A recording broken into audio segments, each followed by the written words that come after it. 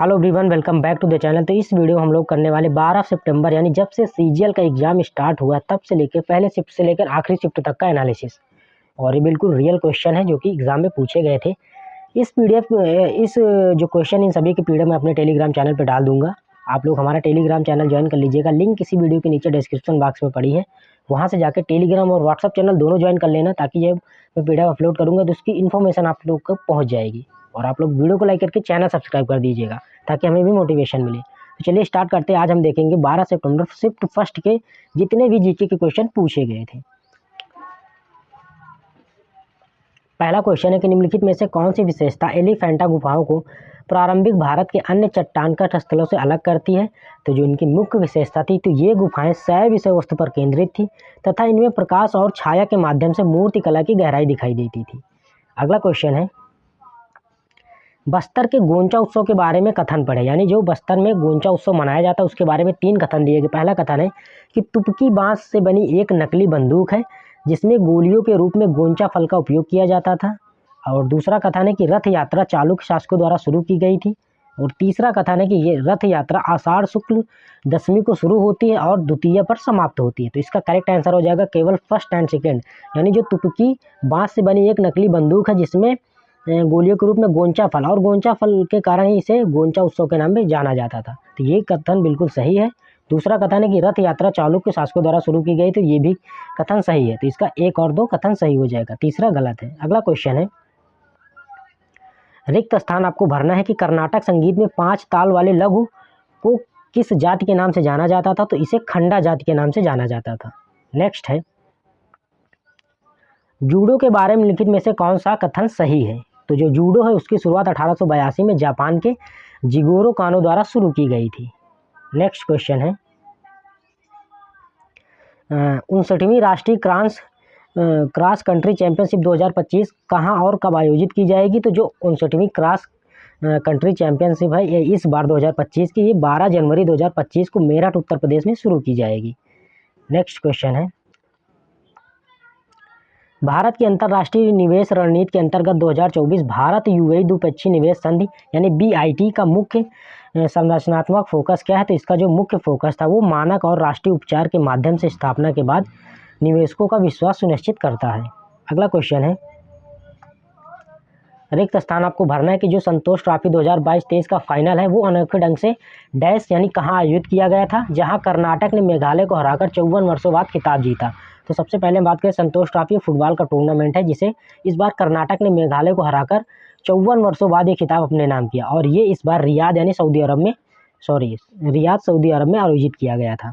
Next है, निम्नलिखित में से कौन सा कथन कविता अय्यर द्वारा लिखित landscapes of the lost the story of an Indian drought के सार का सबसे अच्छी तरह दर्शाता है। तो भारत में सूखे के मानवीय और परिस्थिति प्रभाव को अध्ययन करना, यह इसका सार है। नेक्स्ट है, अगला क्वेश्चन है, हिम नदी भू आकृतियों के बारे में लिखित कथनों पर आपको विचार करना। पहला कथन दिया गया है कि जो लटकती घाटियां प्रायः ऊंचे स्थानों पर मुख्य हिमनदी घाटियों में खुलती हुई पाई जाती हैं। और दूसरा कथन है कि ऐसी लटकती घाटियों के इस पर प्रायः त्रिकोणीय फलक में विभाजित होते। तो इसका करेक्ट आंसर हो जाएगा ऑप्शन नंबर यानी बी, केवल 2 नहीं, इसमें होगा 1 और 2 दोनों सही, यानी दोनों कथन बिल्कुल सही होंगे। यानी लटकती घाटियां हैं वो प्रायः ऊंचे स्थानों पर मुख्य हिमनदी घाटियों में खुलती हुई पाई जाती है। और दूसरा जो कथन है कि ऐसी लटकती घाटियों को इस पर प्रायः त्रिकोणीय फलकों में विभाजित होते, यानी दोनों कथन सही हैं। अगला क्वेश्चन है, इसरो के मानव रेटेड LVM-3 यानी HLVM-3 रॉकेट पर क्रू एस्केप सिस्टम यानी CAS का प्राथमिक कार्य क्या है। तो इसका प्राथमिक कार्य था प्रक्षेपण आपात स्थिति के दौरान क्रू मॉड्यूल को सुरक्षित स्थान पर निकालना। नेक्स्ट है, अगला क्वेश्चन था, न्यायमूर्ति संजीव खन्ना के बारे में लिखित में से कौन सा कथन सत्य है। तो पहला कथन दिया गया था कि वे भारत के 91वें मुख्य न्यायाधीश हैं। दूसरा, उन्होंने न्यायमूर्ति DY चंद्रचूड़ का स्थान लिया। और तीसरा है, उन्होंने 2023 से मुख्य न्यायाधीश के रूप में कार्य किया। तो इसका करेक्ट आंसर हो जाएगा ऑप्शन नंबर ए, यानी 1 और 2। यानी भारत के 91वें मुख्य न्यायाधीश थे और दूसरा था उन्होंने न्यायमूर्ति DY चंद्रचूड़ का स्थान लिया था। और ये उन्होंने 2023 से मुख्य न्यायाधीश के रूप में कार्य संभाला, ये गलत हो जाएगा। तो इसका कथन होगा 1 और 2 करेक्ट हो जाएगा। अगला क्वेश्चन है, निम्नलिखित में से कौन सा उद्देश्य राष्ट्रीय जनसंख्या नीति NPP 2000 का हिस्सा है। तो यहाँ पर 4 कथन दिए गए। पहला कथन है कि 14 वर्ष की आयु तक निःशुल्क और अनिवार्य शिक्षा प्रदान करना। दूसरा कथन है जनसांख्यिकी लाभांश सुनिश्चित करने के लिए प्रजनन दर में वृद्धि। और तीसरा है शिशु मृत्यु दर को 1000 जीवित जन्मों पर 30 से कम करना। और चौथा कथन है कि लड़कियों के लिए देर विवाह को बढ़ावा देना। तो इसका करेक्ट आंसर हो जाएगा 1, 3 और 4। 2 नहीं होगा क्योंकि 2 में दिया गया है कि प्रजनन दर को में वृद्धि, तो ऑलरेडी इतनी ज़्यादा जनसंख्या यहाँ पर प्रजनन दर में वृद्धि नहीं होगी। बाकी 14 वर्ष से आयु तक को निःशुल्क अनिवार्य शिक्षा प्रदान करना ये, और शिशु मृत्यु दर को 1000 जीवित जन्मों पर 30 से कम करना है। और लड़कियों के लिए देर विवाह, अब आप लोगों को पता होगा कि लड़कियों की जो मैरिज एज है वो 21 वर्ष कर दी गई है। नेक्स्ट है, अगला क्वेश्चन था कोशिकीय श्वसन में कौन सा मार्ग सबसे अधिक एटीपी उत्पन्न करता है? तो इसका करेक्ट आंसर हो जाएगा इलेक्ट्रॉन परिवहन श्रृंखला। नेक्स्ट था निम्नलिखित घटनाओं को कालानुक्रमिक क्रम में व्यवस्थित करना है। 3 यहाँ पर आपको घटना दी गई है। पहला घटना दिया गया है कि पूर्वी क्षेत्रीय परिषद की बैठक 2022 में, और दूसरा है राज्य पुनर्गठन अधिनियम पारित, और तीसरा मध्य क्षेत्रीय परिषद की पहली बैठक। तो इसका करेक्ट आंसर हो जाएगा BCA, यानी पहले बी, यानी बी का मतलब राज्य पुनर्गठन अधिनियम पारित किया गया था, उसके बाद मध्य क्षेत्रीय परिषद की पहली बैठक हुई थी, और सबसे लास्ट में यानी पूर्वी क्षेत्रीय परिषद की बैठक 2022 में हुई थी। नेक्स्ट क्वेश्चन है निम्नलिखित में से कौन सा कथन भारतीय संविधान के अनुच्छेद 301 के तहत संपत्ति के अधिकार को कानूनी चरित्र का सबसे सटीक वर्णन करता है? तो इसका करेक्ट आंसर हो जाएगा यह एक संवैधानिक कानूनी अधिकार है, ना कि मौलिक अधिकार। केवल कानून के प्राधिकार द्वारा ही वंचित करने पर अनुमति देता है, मतलब अब ये मौलिक अधिकार के क्षेत्र में नहीं है। अगला क्वेश्चन है किसी दृढ़ पिंड के लिए किसी दिए गए घूर्णन अक्ष के परितः किसी कण का कोणीय वेग क्या है? तो ये सभी कणों के लिए समान है, कोई भी कण हो, मतलब ये जो इसका कोणीय वेग है ये सभी कण के लिए समान होगा। अगला क्वेश्चन है भारतीय साक्ष्य अधिनियम BSA साक्ष्य की प्रामाणिकता सुनिश्चित करने के लिए प्रौद्योगिकी के उपयोग पर जोर देता है। यह विशेष रूप से निम्नलिखित के लिए प्रासंगिक है। तो ये हो जाएगा डिजिटल और इलेक्ट्रॉनिक साक्ष्य के लिए प्रासंगिक है। नेक्स्ट है, तो पहला कथन दिया गया है कि एक राष्ट्र एक राशन कार्ड खाद्यान्न की पोर्टेबिलिटी सुनिश्चित करता है। और दूसरा जो इसका कारण आर दिया गया है, तो यह आधार सक्षम बायोमेट्रिक प्रमाणीकरण का उपयोग करता है। तो इसका करेक्ट आंसर हो जाएगा बोथ ए और आर दोनों सत्य हैं। आर ए का सही स्पष्टीकरण है क्योंकि यह आधार सक्षम बायोमेट्रिक, यानी एक राष्ट्र एक राशन कार्ड आप कहीं भी जाके ले सकते हैं, क्योंकि आधार बायोमेट्रिक के जरिए आप किसी भी राज्य में जाके अपना राशन कार्ड वहाँ पर ले सकते हैं, राशन ले सकते हैं। नेक्स्ट है, अगला क्वेश्चन है चेराव बांस की छड़ियों का उपयोग करके किया जाने वाला एक बांस नृत्य है, किस राज्य का लोक नृत्य? तो जो चेराव है वो मिजोरम का एक डांस है जिसे बम्बू डांस भी कहते हैं। नेक्स्ट है, global fire power military strength ranking 2025 का मूल्यांकन किए जाने वाला प्रमुख कारक क्या है? तो इसका प्रमुख कारक है रक्षा बजट। नेक्स्ट अगला क्वेश्चन है निम्नलिखित में से कौन सा सहकारी क्षेत्र के उद्योगों का सही वर्णन करता है? तो इसका करेक्ट आंसर हो जाएगा लाभ और हानि को साझा करने वाले श्रमिकों या आपूर्तिकर्ताओं के स्वामित्व में। नेक्स्ट है 42वें संशोधन के बाद शिक्षा को अब किस सूची में रखा गया है? तो 42वें संशोधन के बाद शिक्षा को अब कॉन्करेंट लिस्ट यानी समवर्ती सूची में रखा गया है, यानी इस पर राज्य और केंद्र दोनों कानून बना सकते हैं। अगला क्वेश्चन है 2024 में शुरू किए गए जलवायु सेवाओं के लिए राष्ट्रीय ढांचे NFCS का मुख्य उद्देश्य क्या है? तो इसका मुख्य उद्देश्य है क्षेत्र विशिष्ट जलवायु सूचना सेवाएं प्रदान करना। और सेकंड लास्ट क्वेश्चन है कि पृथ्वी की पपड़ी में आर्गन की उत्पादन किसके माध्यम से होती है? यानी जो पृथ्वी की पपड़ी में जो आर्गन की उत्पादन है वो K14 यानी पोटेशियम 14 की क्षय के कारण यहाँ पर आर्गन की उत्पत्ति होती है। अगला क्वेश्चन है और ये लास्ट क्वेश्चन है शिफ्ट फर्स्ट का, मौलिक अधिकारों और DPSP के बारे में लिखित में से कौन सा कथन सत्य है? तो यह मौलिक अधिकार नियोजित है लेकिन DPSP नहीं है, यानी जो मौलिक अधिकार है उन्हें आप सुप्रीम कोर्ट में जा सकते हैं लेकिन DPSP के लिए नहीं जा सकते। तो ये आज जो फर्स्ट शिफ्ट 12 शिफ्ट मतलब उसका लास्ट क्वेश्चन अब हम यहाँ से इसके बाद सेकंड शिफ्ट का करेंगे।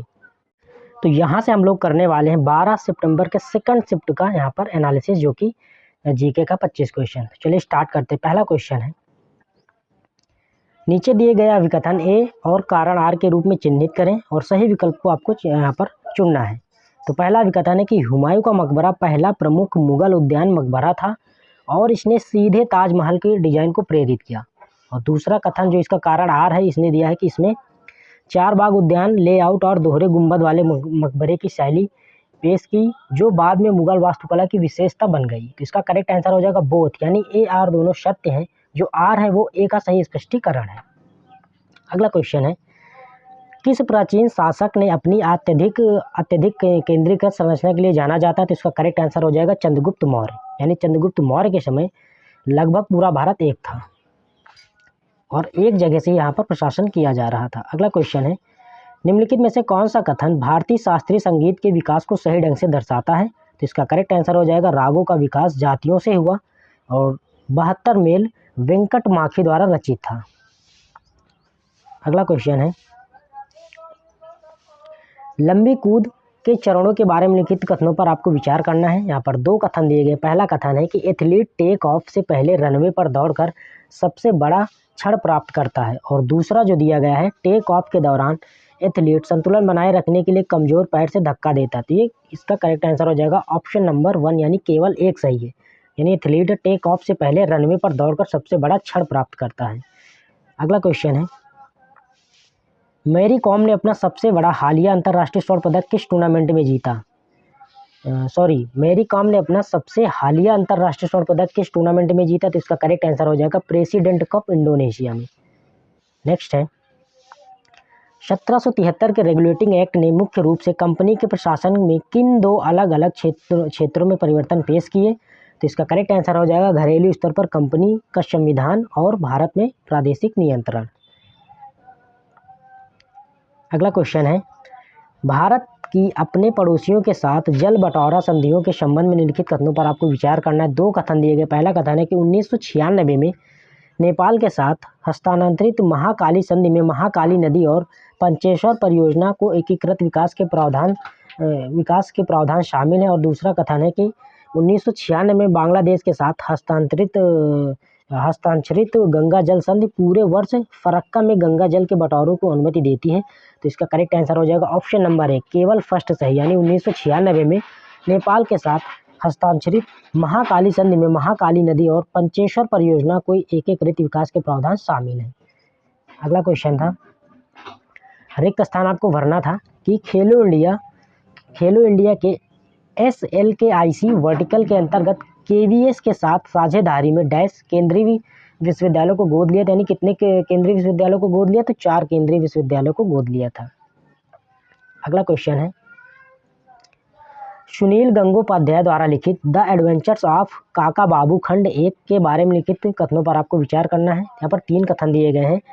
रहस्य और सांस्कृतिक विषय पर आधारित जासूस काका बाबू पर आधारित एक अग्रणी बंगाली साहसिक उपन्यास है, और दूसरा कथन है कि स्वतंत्रता पश्चात भारतीय शासन पर एक राजनीतिक व्यंग्य है, और तीसरा है बंगाल के लेखक के स्वतंत्रता संग्राम के अनुभवों पर आधारित एक आत्मकथा। तो इसका करेक्ट आंसर हो जाएगा ओनली फर्स्ट, यानी केवल कथन फर्स्ट सही है कि रहस्य और सांस्कृतिक विषयों पर आधारित जासूस काका बाबू पर आधारित एक अग्रणी बंगाली साहसिक उपन्यास है। अगला क्वेश्चन है, किस भारतीय राजनीतिक नेता ने 2025 में पर्यावरण COP30 और वैश्विक स्वास्थ्य पर एक विशेष सत्र को संबोधित किया था? तो इसका करेक्ट आंसर हो जाएगा नरेंद्र मोदी ने, यानी किस भारतीय राजनेता ने 2025 में पर्यावरण COP30 और वैश्विक स्वास्थ्य पर एक विशेष सत्र को संबोधित किया था? तो इसे नरेंद्र मोदी ने संबोधित किया था। अगला क्वेश्चन है, निम्नलिखित में से किस प्रकार के भूस्खलन में फिसलने वाली सामग्री का पीछे की ओर घूमना शामिल होता है? तो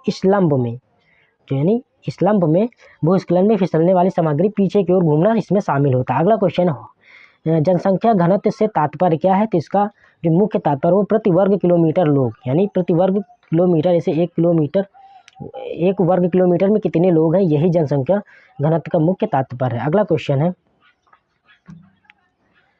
नीचे अभिकथन ए और कारण आर दिए गए, सही विकल्प आपको चुनना है। कथन दिया गया है कि जनसंख्या विस्फोट तब होता है जब मृत्यु दर में तेजी से गिरावट आती है लेकिन जन्म दर ऊंची रहती है, और कारण आर है स्वास्थ्य सेवा में सुधार के साथ सामाजिक प्रजनन व्यवहार में तुरंत बदलाव आता है। तो इसका करेक्ट आंसर हो जाएगा ए सत्य है लेकिन आर असत्य है।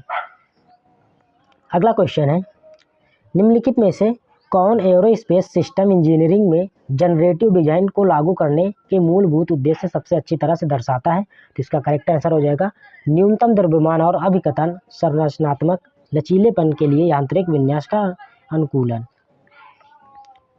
नेक्स्ट है, कोशिकाओं में लाइसोसोम का कार्य क्या है? तो इसका जो काम है वो अंतःकोशिका पाचन करना। अगला क्वेश्चन था कि अनुच्छेद 270 के संबंध में निम्नलिखित में से कौन सा कथन सही है। तो पहला कथन है कि अनुच्छेद 270 केंद्र और राज्यों के बीच करों के बंटवारे को नियंत्रित करता है, जिसमें जीएसटी से प्राप्त आय भी शामिल है। और दूसरा कथन है कि 101 संविधान संशोधन बाद अनुच्छेद 270 में संघीय करों और जीएसटी से प्राप्त राजस्व के वितरण को प्रावधान शामिल है।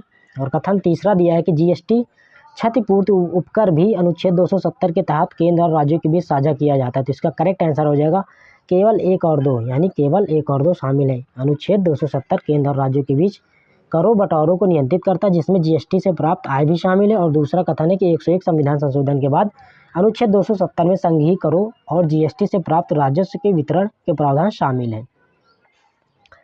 अगला क्वेश्चन है, यदि पृथ्वी की त्रिज्या 1% कम कर दी जाए जबकि उसका द्रव्यमान अपरिवर्तित रहे तो इसकी सतह पर गुरुत्वाकर्षण त्वरण पर क्या प्रभाव पड़ेगा। तो इसका करेक्ट आंसर होगा लगभग 2% की यहाँ पर वृद्धि हो जाएगी।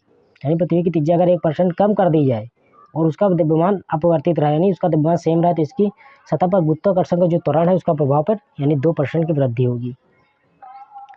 अगला क्वेश्चन है, भारतीय नागरिक सुरक्षा संहिता के तहत किसी व्यक्ति को पुलिस हिरासत में रखने के लिए अधिकतम अवधि क्या है, भले उसे मजिस्ट्रेट द्वारा समय समय पर रिमांड पर लिया जाए। तो इसका करेक्ट आंसर हो जाएगा 15 दिन, यानी प्रारंभिक रिमांड के लिए विस्तार योग्य यानी 15 दिन से अधिक यहाँ पर नहीं रख सकते। अगला क्वेश्चन है, प्रधानमंत्री किसान मानधन योजना PMKMY के नामांकन के लिए किसानों की आयु सीमा क्या है। तो इसका करेक्ट आंसर हो जाएगा 18 से 40 वर्ष। नेक्स्ट है, नीचे दिए गए अभिकथन यानी ए और कारण आर दिया चिन्हित और सही विकल्प आपको यहाँ पर टिक करना है। तो कथन दिया गया है, उड़ान योजना क्षेत्रीय हवाई अड्डे हवाई संपर्क में सुधार करता है। और इसका कारण आर दिया, यह एयरलाइनों को वित्तीय व्यवहारता अंतर निधि प्रदान करती है। तो इसका करेक्ट आंसर हो जाएगा ए आर दोनों सत्य है और आर ए का सही यहाँ पर स्पष्टीकरण भी है। अगला क्वेश्चन है,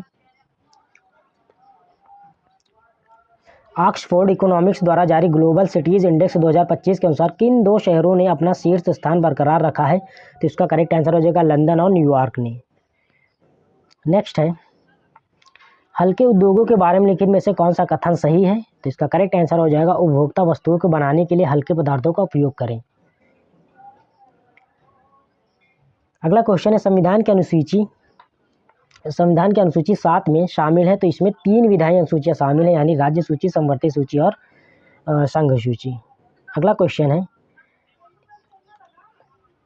एक तटीय शहर बढ़ते समुद्र स्तर के जवाब में समुद्री दीवारें बनाने और इमारतों को ऊंचा करने की योजना लागू करता है। यानी जो एक तटीय शहर का मतलब जो सागर के किनारे होते हैं, समुद्र किनारे जितने शहर होते हैं उसकी बात हो रही है कि एक तटीय शहर बढ़ते समुद्र स्तर के जवाब में समुद्री दीवारें बनाने और इमारत को ऊंचा करने की योजना लागू करता है। यह कार्रवाई मुख्यतः जलवायु परिवर्तन प्रतिक्रिया की किस श्रेणी में आती है। तो ये भू इंजीनियरिंग की श्रेणी में आती है। अगला क्वेश्चन है, कौन सी विशिष्ट भौतिक मात्रा यह सुनिश्चित करती है कि उपग्रह निरंतर प्रणोदन के बिना अपनी कक्षा बनाए रखें। यानी कौन सी विशिष्ट भौतिक मात्रा यह सुनिश्चित करती है कि उपग्रह निरंतर प्रणोदन के बिना अपनी कक्षा बनाए रखे हैं। तो इसका करेक्ट आंसर हो जाएगा अच्छी वेग के कारण। तो ये सेकंड शिफ्ट का लास्ट क्वेश्चन था। इसके बाद हम थर्ड शिफ्ट का करेंगे। तो यहाँ से हम लोग देखेंगे 12 सितंबर के थर्ड शिफ्ट का एनालिसिस। तो चलिए स्टार्ट करते हैं। पहला क्वेश्चन है,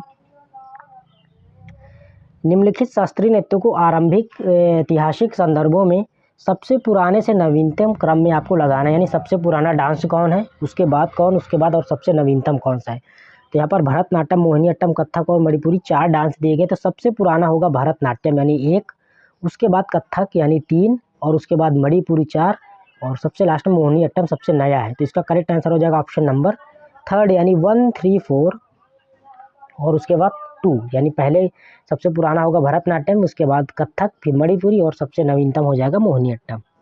अगला क्वेश्चन है, निम्नलिखित में से कौन सा युग्म इसकी छत के आकार से सही सुमेलित है। तो इसका करेक्ट आंसर हो जाएगा फमसाना, एक बिंदु तक उठने वाली स्लैब और सीधी ढलान। अगला क्वेश्चन है, अरुणाचल प्रदेश की तुस्सा जनजाति द्वारा मनाया जाने वाला पोंगटू महोत्सव मुख्य रूप से बाजरा की कटाई से पहले किस देवता के आशीर्वाद लेने के लिए मनाया जाता है। तो इसका करेक्ट आंसर हो जाएगा रंग खोतक। अगला क्वेश्चन है, हिंदुस्तानी शास्त्रीय संगीत की 3 ताल में खाली डैश मात्रा पर होती है, तो इसका करेक्ट आंसर हो जाएगा 9। यानी हिंदुस्तानी शास्त्रीय संगीत की 3 ताल में खाली 9 मात्रा पर होती है। अगला क्वेश्चन है, आधिकारिक मैचों में क्रिकेट की गेंद के वजन और परिधि की शक्ति से नियंत्रित क्यों किया जाता है, तो इसका करेक्ट आंसर हो जाएगा विविधताएं मानक पिचों पर उछाल, स्विंग और निश्चितता को प्रभावित करती है।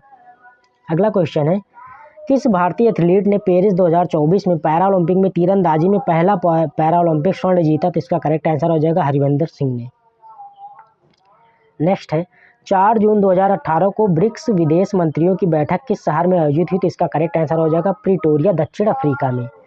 अगला क्वेश्चन, निम्नलिखित में से कौन सा कथन हॉट स्टेज पुस्तक के विषय का सबसे अच्छा वर्णन करता है, तो इसका करेक्ट आंसर हो जाएगा सामाजिक मुद्दों पर आधुनिक भारतीय नाटकों का संग्रह। नेक्स्ट क्वेश्चन है, निम्नलिखित में से किसे सामान्यतः मौसम तत्व नहीं माना जाता है, तो इसका करेक्ट आंसर हो जाएगा मिट्टी की पीएच।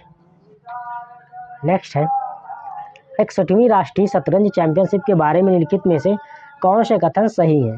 पहला कथन दिया है कि ग्रैंड मास्टर कार्तिक वेंकटरमन ने गुड़गांव में जीत हासिल की और उन्हें 6 लाख रुपए मिले। दूसरा कथन है, अंतर्राष्ट्रीय शतरंज खिलाड़ी नीलाश साहा दूसरे स्थान पर रहे, लेकिन गांगुली के खिलाफ टाई ब्रेक में गेम के कारण हार गए, तो इसका करेक्ट आंसर हो जाएगा ओनली फर्स्ट।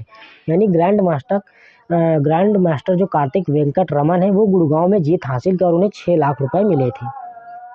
अगला क्वेश्चन है, विद्युत सुरक्षा दिवस 2024 पर विद्युत और नवीन एवं नवीकरणीय ऊर्जा राज्य मंत्री श्रीपद नाइक द्वारा क्या लॉन्च किया गया, तो उनके द्वारा इस बार लॉन्च किया सुरक्षा शक्ति, सुरक्षा शुभंकर। अगला क्वेश्चन है, निम्नलिखित कथन ए दिया गया और कारण आर दिया गया, आपको गलत सही की पहचान करना है। पहला कथन दिया गया है कि छोटा नागपुर पठार को मध्य उच्च भूमि का पूर्वी विस्तार माना जाता है, और इसका कथन जो कारण आर दिया गया है कि छोटा नागपुर पठार जल अपवाह मुख्यतः चंबल और बेतवा नदियों द्वारा प्राप्त होता है, तो इसका करेक्ट आंसर हो जाएगा ए सत्य है लेकिन आर असत्य है।